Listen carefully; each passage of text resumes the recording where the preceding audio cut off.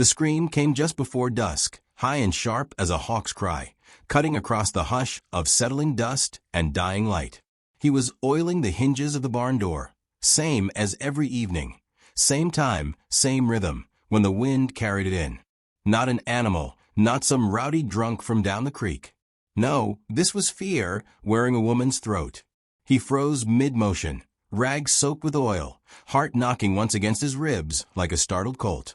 Then again, another scream. Shorter. Muffled. He dropped the rag.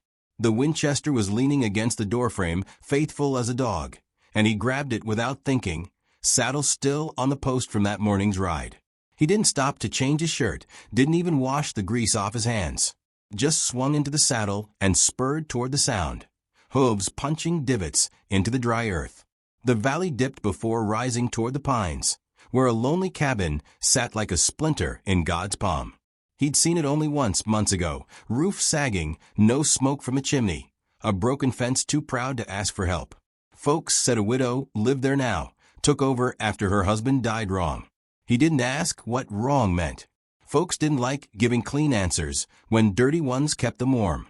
As he crested the ridge, he saw flickers of firelight moving where it shouldn't. Lanterns? No. Torches. At least 2. Maybe 3.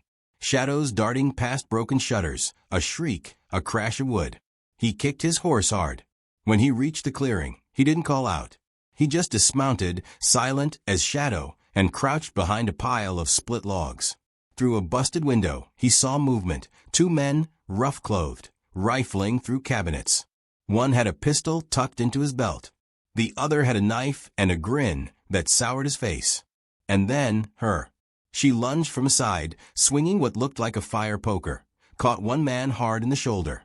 He cursed, staggered back, knocked over a chair. The other raised his pistol. That's when the rancher fired. One clean shot through the busted pane. The man with the pistol dropped like a sack of wet feed, crashing into the hearth. The other dove for cover, scrambled like a rat, and bolted out the back. The woman stood frozen, weapon still raised, breath ragged. "Ma'am," he said gently, stepping into the frame. "You hit." She turned, gunmetal eyes wide and unblinking. She was tall, dust-streaked, hair falling from a braid, lips bloodied where someone must have struck her. Her hands trembled, but not from weakness. "No," she said. "I hit him first."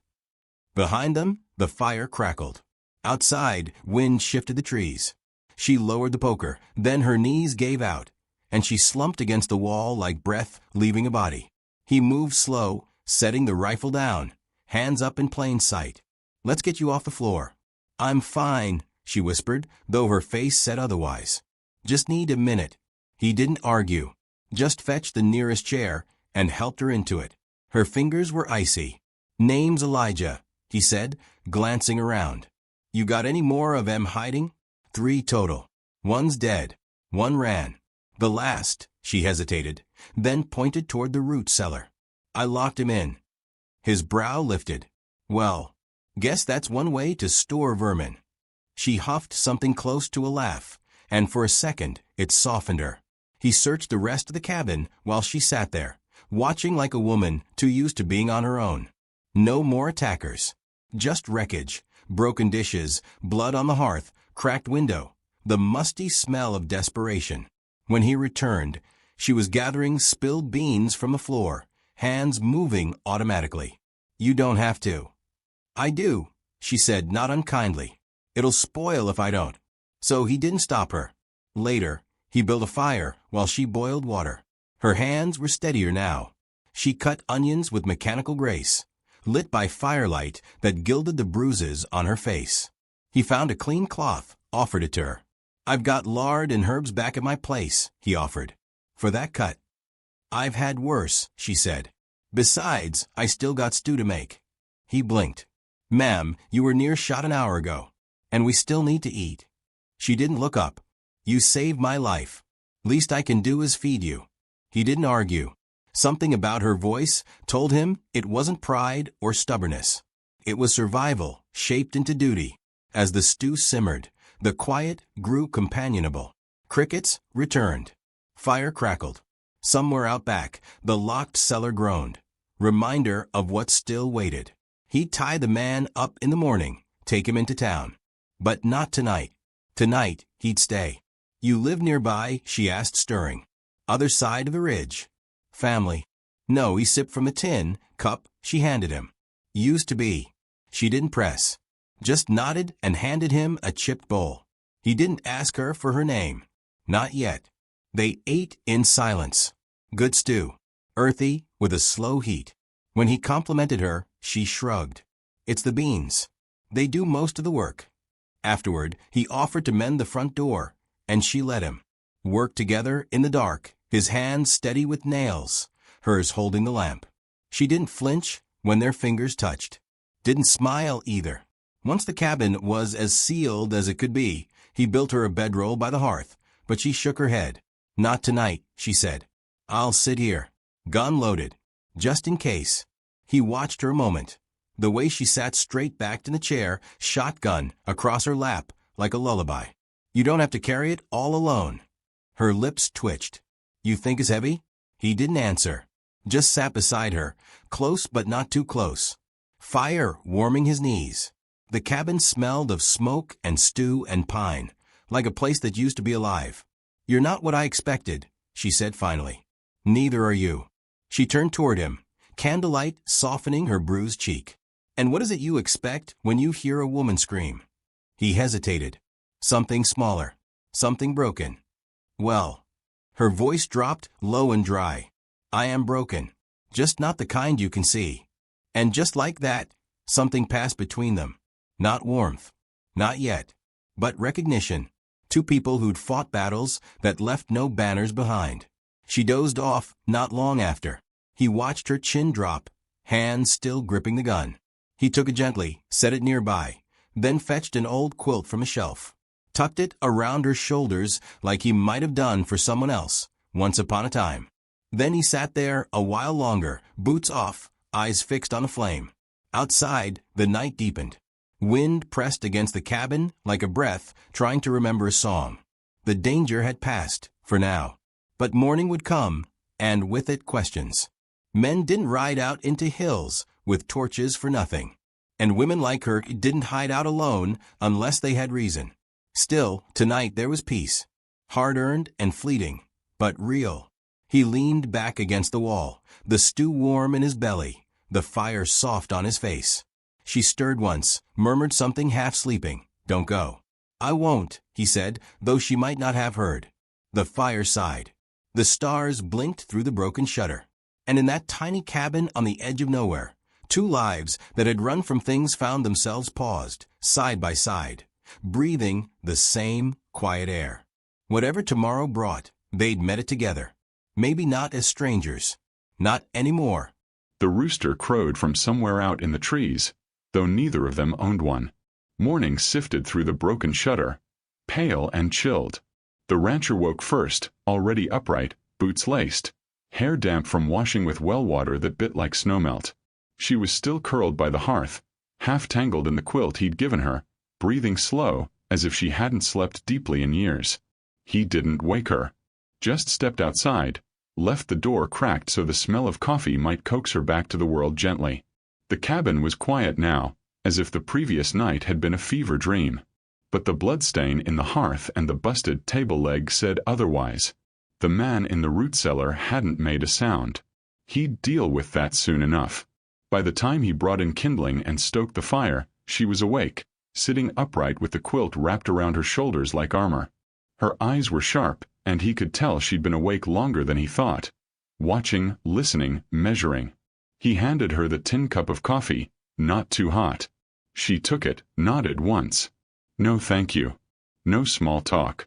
How's the shoulder? He asked. Bruised, she answered. Better than being buried. He sat across from her, elbows on knees. Name's Elijah, like I said. Elijah Brandt. She looked over the rim of the cup. You ranching? Mostly. Cattle, chickens. Nothing that pays quick. She nodded like she understood the tempo of that life. Then finally, Josephine. Elijah and Josephine. He gave her a half-smile. Sounds like something out of a hymn.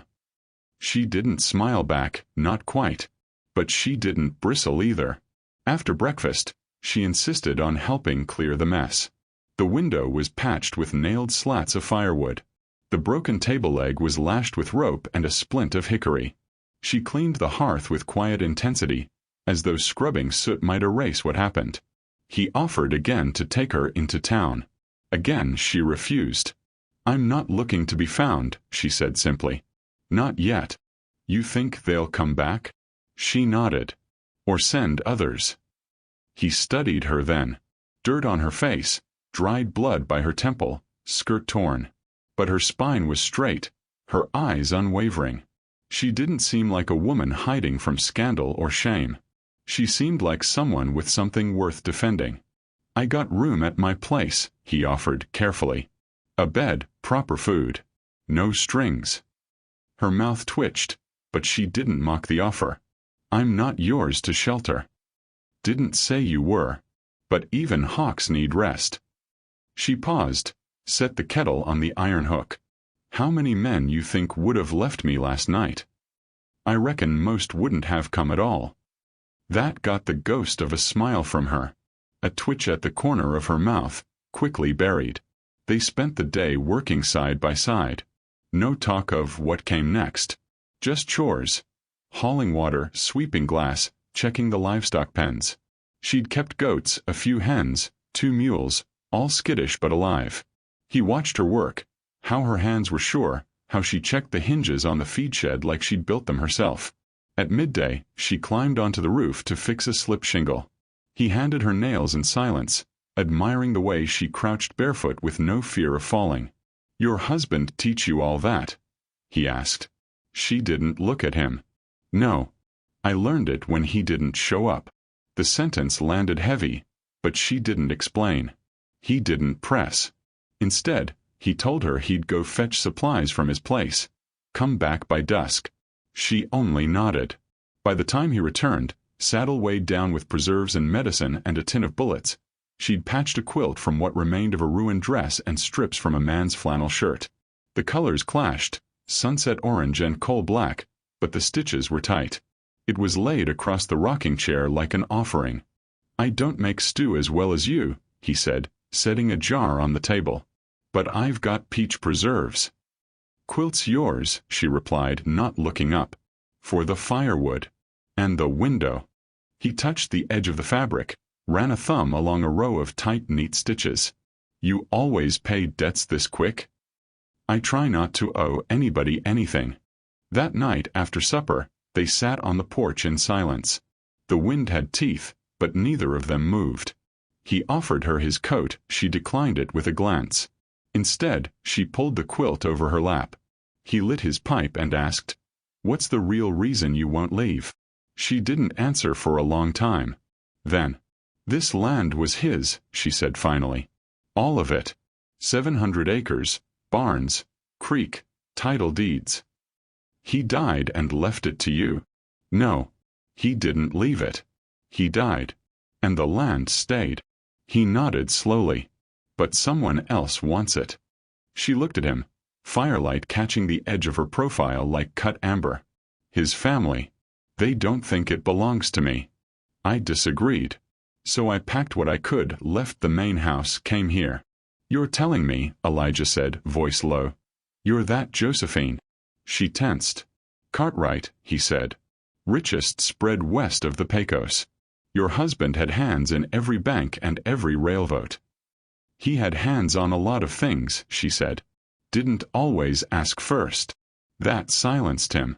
"My sister-in-law's husband put a bounty on me," she continued. "Said I ran off with company silver. That I was unstable." Her voice flattened. "They want the land clean, without me on it." He exhaled, long and slow. "Why not go to the law?" "They are the law." Her eyes burned in the dark. "Judge owes them favors. Sheriff's got kin in their pocket."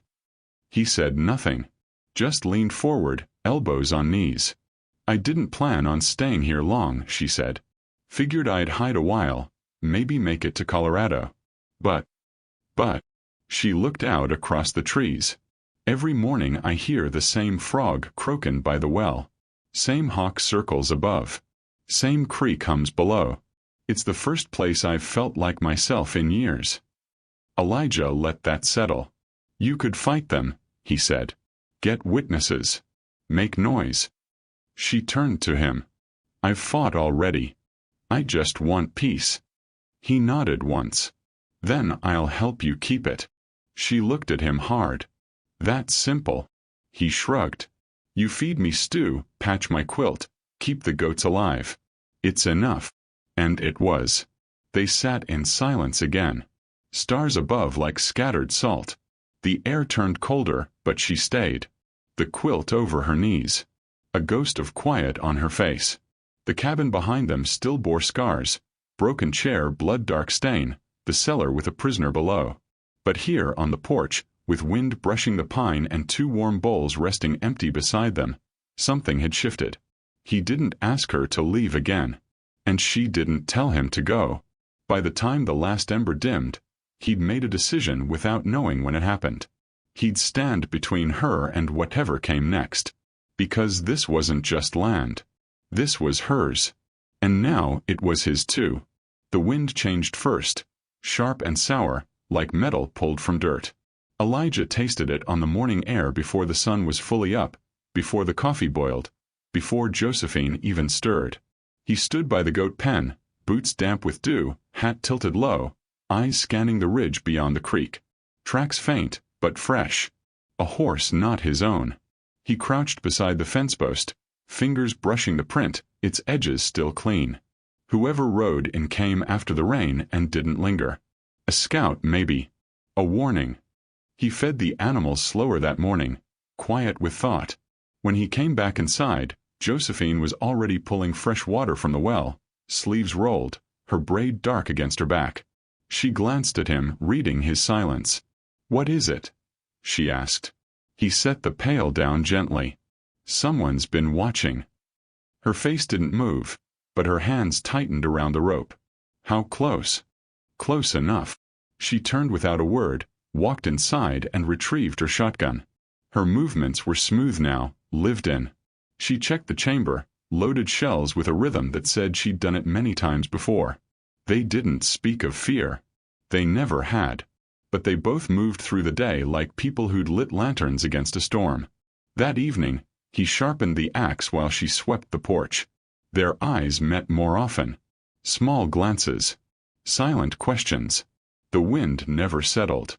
It crept under the eaves, pressed against the windows, whispered in the chimney like breath through teeth. 2 nights later, the chickens wouldn't settle. Elijah rose from bedroll before midnight, boots silent on the floor. The lantern was still warm from her hand. She'd been awake too. She met him by the door, already dressed.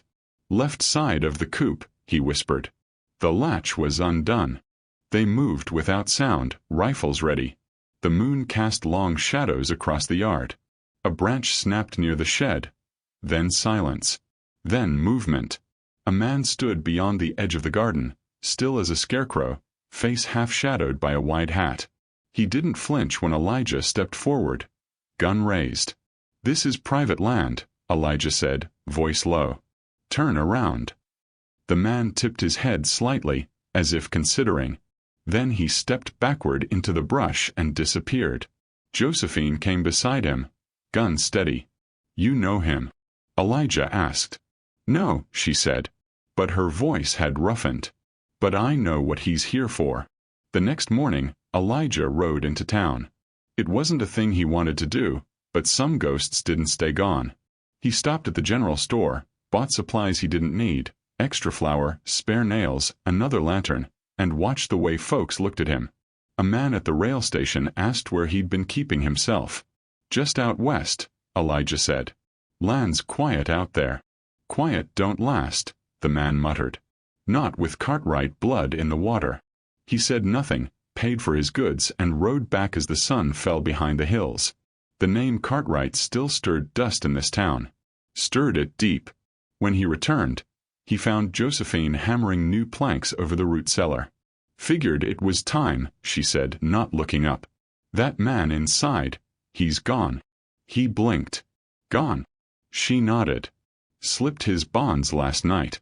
left the trap door wide open. "You hurt?" "No," she said. "But that means someone helped him." Elijah set down the supplies. "They're building up to something." She nodded, jaw set. "It'll come soon." That night they didn't sleep. They kept the lamps low and the rifles close. She made stew again, the kind with corn and beans and just enough spice to make a man feel like home was a real thing, not a dream he half remembered. Elijah ate in silence, but each bite felt heavier. When she gathered the dishes, he stopped her hand. "Josephine," he said quietly, "I need to know something." She met his eyes steady. "If they come," he said, "what's worth dying for?" She was quiet for a long moment. Then, softly, "Not land. Not pride. But I buried my son under that lone cottonwood out back. He was 4. Fever took him the same week his father laid hands on me for the last time." Elijah didn't speak. "I couldn't save him. But I swore no one would dig him up just to clear a field." She blinked once. "That's what they want. His grave. My silence." This place turned into another damn rail stop. Elijah took her hand and held it without ceremony, rough palm to rougher fingers. "Then we stand." And they did. The next day, Elijah built a false fence around the creek crossing, an illusion of retreat. He dug a trench near the shed and laid a tripwire of cowbell string and broken glass. Josephine positioned rifles at 2 windows and stashed food under the floorboards. They didn't speak of hope. They spoke of angles, of how to signal if one of them fell. On the 3rd day, a note arrived, tied to a knife in their doorpost. It read only, "Leave by sunrise, or we bury you both." Josephine read it once, burned it in the stove. Then she went back to slicing onions. That evening, Elijah found her in the back room, kneeling before an open trunk. Inside lay a child's shirt, a photo, a baby's wooden rattle. She wasn't crying. She was folding. He didn't say a word. Just knelt beside her, reached into the chest, and helped her lift the pieces of her old life gently into the quilt she'd made. They tied it with twine. "This'll go in the root cellar," she said. "No," he replied. "We keep it close." That night, as clouds crept across the stars and wind stirred the dust, they sat on the porch again. The rifles rested nearby, but untouched. Between them sat the folded quilt. "What made you stay?" she asked finally. He thought for a moment. "I spent most my life drifting through places that didn't miss me when I left. You're the first person who looked me in the eye and told the truth without dressing it up." She turned her head slowly toward him. "I didn't say I loved you." "I didn't ask for that," he said. "But you stitched a quilt out of grief and gave it to me like it was just cotton and thread. That meant something." Her silence was answer enough. As the stars vanished behind cloud and the wind grew bold, Elijah stood and loaded each rifle again. She watched him, calm and steady. "We should sleep," she said. "We should rest," he corrected. "Sleep's for when the fight's done." She rose beside him and walked inside, pausing in the doorway just long enough to say, "If I don't make it through what's coming." He stepped close, voice low. "Then I'll make sure they remember why you stood." That night, the cabin held no fear. Only firelight and breath. Outside, the footsteps stirred again. Faint impressions left in dust and silence. But inside, the floorboards didn't creak from worry. They waited. Together. Ready. The morning rose without sound. The sky washed in ash-gray light, not gold. It wasn't the sort of dawn that promised warmth. It was the kind that held its breath. Elijah stood by the corral, his rifle already slung across his shoulder, and his eyes locked on the horizon, where the dust had begun to stir. They were coming. He could feel it in the stillness of the birds, the tightness in his chest, the way the goats huddled in their pen and refused to bleat. He had saddled the mule, left her tied near the back shed with Josephine's quilt folded in its saddlebag, and a note tucked beneath the flap.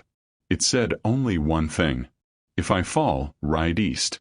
But Josephine didn't plan to ride. She was lacing her boots when he walked inside, sleeves rolled, eyes hard. There was a pistol on her hip and a small knife strapped to her calf. Her braid was tight, threaded with twine to keep it in place. He looked at her, silent, then nodded once. "You sure?" he asked. She didn't answer with words. Just picked up the rifle she'd cleaned the night before and handed him a pouch of bullets. The land outside was dry, the soil brittle with summer's last heat. The cabin stood like a stubborn tooth in a mouth that had lost its fight. But it was theirs, and it had held against worse. By noon, the riders appeared. 6 of them, all in black dusters, their horses nervous and pawing at the dirt. The man in front was square-shouldered, with a face that wore smugness like a badge. He rode slow, deliberate, as if he owned not only the land but time itself. Elijah watched from the side of the house, rifle across his chest. Josephine stood in plain view on the porch, arms loose, eyes direct. The leader tipped his hat. "Miss Cartwright." She didn't speak. "I see you've taken up with a friend," he said, glancing toward the side of the cabin. "That's sweet. Real touching. But we both know this ends one way." "You brought 6 men to scare one woman," she said. "I brought 6 men to stop a ghost from pretending she owns something she buried under lies." "This land is mine," she replied. "It always was." The man's smile faded. "Not by law. Not by blood. That deed is under my brother's name, and your place in this world ended the day he did." "He beat me," Josephine said evenly. "He let our son die while he drank himself sick and locked me out of the house in the rain." The man's nostrils flared. "You're not a widow. You're a thief." Elijah stepped out then, rifle cocked. "She's a widow. And you'll ride on." "Who are you supposed to be?" The man sneered. "Some righteous drifter. I'm the man who saved her life, and the one who'll end yours if you take another step." There was no growl in Elijah's voice, just certainty, quiet and steady. The sort of certainty that had buried men without needing to raise its tone. The leader raised his hand. The first shot came not from him, but from the man to his left, hidden behind a pine. Elijah dropped instantly, rolled, and fired back. The hidden man crumpled, screaming. The yard exploded into chaos. Gunfire cracked like splitting wood. Horses screamed. Dirt kicked up in clouds as bullets struck walls, fence posts, a hanging lantern that burst into flame and spilled oil across the porch rail. Josephine ducked, returned fire, aimed carefully, not wasting a single round. One rider tried flanking the right side. She dropped him with a shot to the chest. Another rushed the door. Elijah met him head-on with a blade. Close, brutal, a flash of red on denim. The man fell, gasping. The leader, still mounted, fired wildly, shouting, "Burn it down! Burn the whole damn thing!" A flaming bottle arced toward the roof. Josephine caught it mid-flight with a bullet that shattered it in midair, flames spilling across the dirt instead. She turned just in time to see Elijah take a shot to the shoulder. He staggered but didn't fall. Blood bloomed fast, soaking his sleeve. He leaned against the wall, breathing hard, trying to steady the rifle again. 3 men were left standing. Josephine ducked inside the house, grabbed the second rifle, and tossed it to Elijah through the front window. "I told you to ride east," he rasped. She knelt beside him, ripped a strip from her shirt, and pressed it to his wound. "I don't run." He gritted his teeth, reloaded. "Then we make this count," he said. The leader's voice boomed again. "Josephine, you think this is over?" She stood, blood on her hands, face like carved stone. "I know it is." She walked straight onto the porch, lifted the rifle, and aimed at his horse. One shot. The beast reared, screaming, and threw the man into the dust. He scrambled to his feet, drew a pistol and fired. The bullet missed, splintered the doorframe. Josephine walked forward. Calm. Sure. Step by step. The wind caught her braid, lifted the hem of her shirt, but she never faltered. The man raised his gun again, hands shaking. "You think you're some kind of queen," he spat. "You think this place makes you more than a barefoot widow in a shack?" She stopped 5 feet from him. "No," she said. "But he does." She glanced back toward Elijah, who, despite the blood loss, was watching her with something deeper than pride. "And this land does. And I do." Then she shot him. Once. Clean. He crumpled without drama, face first into the dust. The last two riders wheeled their horses and fled, not looking back.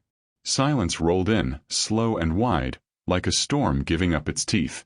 Josephine lowered the rifle, stood over the body for a long moment, then walked back to Elijah, who was pale but breathing. "I'm still here," he muttered as she knelt again. "Hurt like hell, but I'm here." She pressed the cloth tighter. "Stay with me." "I will. I mean it. I will." The house behind them was scorched but standing. The flames had died before they reached the roof. One shutter hung by a single hinge, creaking in the breeze. Later, when the blood was cleaned and the bodies buried beneath the trees, Josephine found the note in the mule's saddlebag. She held it, read the single line, and tucked it away in a chest with her son's belongings. The next day, Elijah woke to the smell of cornbread and fresh coffee. His shoulder ached, but his heart didn't. Josephine sat beside him on the porch, the quilt over both their laps. A faint bruise still touched her cheekbone, but her smile was clean, quiet, and full of peace. "Tell me again," he said, voice husky, "why you stayed." She didn't look at him. "Because it was mine," she said. "And because now so are you." He reached for her hand, held it warm between his own. The wind had lost its edge, the trees were full of rustling gold, and the creek sang steady. By week's end, the town knew what happened. The Cartwright land was quiet again, but the new sign out front said something else entirely. Cartwright and Brant. Quilts, cattle, and home. They rebuilt the porch, planted sage and wildflowers. And though neither said the word love out loud, it hung in the air like the smell of stew and wood smoke, undeniable. Elijah never left.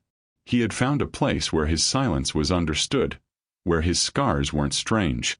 And Josephine, who'd once fought just to exist, now woke every morning to laughter and strong arms around her waist. Sometimes she stood barefoot at the cottonwood and whispered to the dirt beneath it, "We're still here." And at night she curled beside Elijah with her hand on his chest, listening not to the sound of danger, but to the hum of safety she'd helped build. It was quiet. And it was earned. If this story moved you, don't forget to like, subscribe, and share your thoughts in the comments. And remember, some homes are stitched from sorrow and guarded by love. This one was both.